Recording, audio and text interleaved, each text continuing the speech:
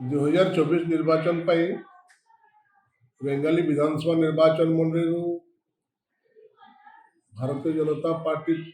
तरफ पुणी थे प्रतिद्वंदिता करने दल मत मनोनीत कर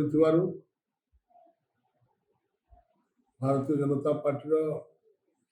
शीर्ष नेतृत्व तथा यशस्वी प्रधानमंत्री माननीय नरेंद्र मोदी जी, राष्ट्रीय अध्यक्ष माननीय नड्डा जी, अमर केंद्र मंत्री तथा संबलपुर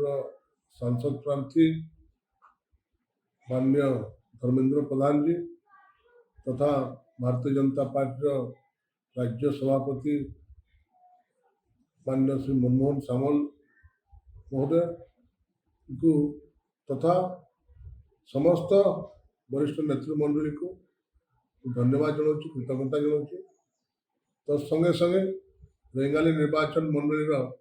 समस्त भोटर भाई भाई मान को धन्यवाद जनाऊँ। तांकर सहयोग पाई तांकर आशीर्वाद पाई मत पुणी थे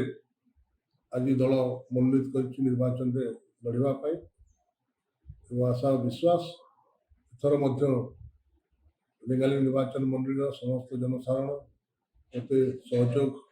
करेंगे, समर्थन करेंगे। गत थर भारतीय जनता पार्टी को ओडिशा रे विरोधी दल दायित्व देते विरोधी दल दायित्व हिसाब से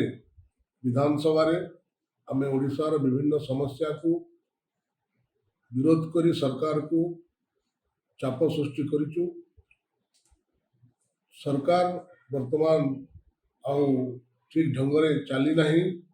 तो विशेषकर ओडिशार अस्मिता को नहीं जो भाव में सारा ओडिशा रे